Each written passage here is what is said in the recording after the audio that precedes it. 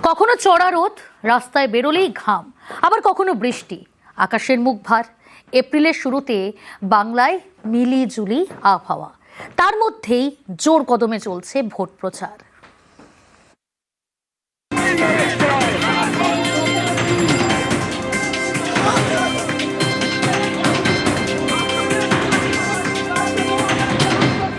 তিনশো ৩৬ দিন আমরা মানুষে বললাম যে আমরা পথে থাকি।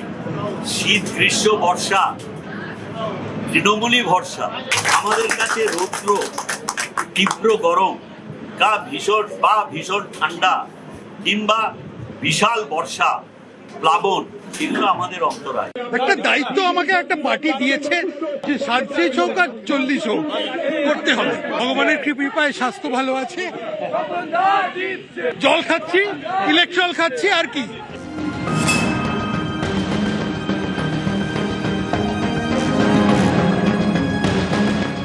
চড়া রোদ,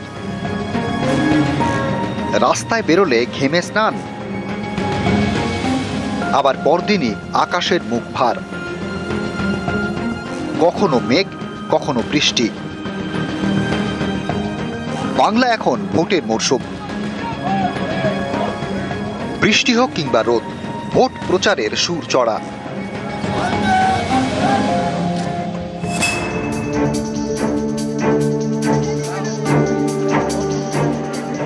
গত কয়েকদিন ধরেই চৈত্রের গরমে পুড়ছে বাংলা, তার মধ্যেই ভোটের গরম। রাজ্য জুড়ে চলছে প্রচার। পশ্চিম বর্ধমানের দুর্গাপুর পূর্ব বিধানসভা কেন্দ্র, তীব্র গরম, চড়া রোদ, তার মধ্যেই প্রচার। এখানকার তৃণমূল প্রার্থী প্রদীপ মজুমদার, বয়স ৮০ কোটায়, কিন্তু প্রচারে খামতি নেই। ৩৬৫ দিন আমরা মানুষে বললাম যে আমরা পথে থাকি। শীত, গ্রীষ্ম, বর্ষা, তৃণমূলই ভরসা। আমাদের কাছে রৌদ্র, তীব্র গরম, ভীষণ ঠান্ডা কিংবা বিশাল বর্ষা, প্লাবন, এগুলো আমাদের অন্তরায়। যে আমরা তো মানুষের সঙ্গে থাকি, মানুষ আমাদের প্রতি সহানুভূতিশীল হয়ে কেউ ডাক দেন, কেউ বা জল দেন, এগুলো একটা আমাদের সাংস্কৃতিক বৈশিষ্ট্য। একই ছবি কলকাতাতেও, গরমে হাঁসফাঁস, তবে প্রচারের রাশ আলগা করতে চাইছেন না কেউই। তৃণমূল বিজেপির পাশাপাশি জোর কদমে প্রচার সারছে বামেরাও। এই গরম, তার মধ্যে প্রচারে বেরোতে হচ্ছে। প্রিকশন কি নিচ্ছেন প্রচারে? প্রিকশন যেটা হচ্ছে মানুষের আশীর্বাদ। জল সঙ্গে নিয়ে বেরোচ্ছেন? একটু জল আছে, একটু গ্লুকন-ডি দিয়েছি। একটা দায়িত্ব আমাকে একটা পার্টি দিয়েছে যে 37 হোক আর 40 হোক করতে হবে। ভগবানের কৃপায় স্বাস্থ্য ভালো আছে,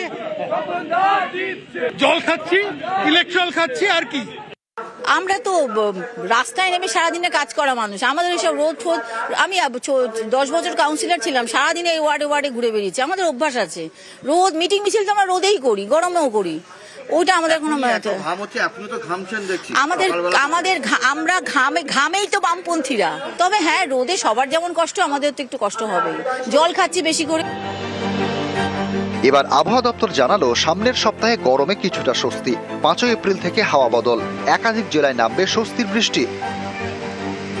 5 তারিখ থেকে পরবর্তী 3-4 দিনে দিনের তাপমাত্রা বেশ খানিকটা কমে যাবে, প্রায় 3 থেকে 4 ডিগ্রি মতো। বৃষ্টিপাতের সম্ভাবনা দক্ষিণবঙ্গে বাড়ছে। 5 থেকে 6 তারিখের মধ্যে বিক্ষিপ্তভাবে বৃষ্টিপাতের সম্ভাবনা থাকবে, বজ্রবিদ্যুৎ সহ, সাথে দমকা হাওয়া কোথাও কোথাও।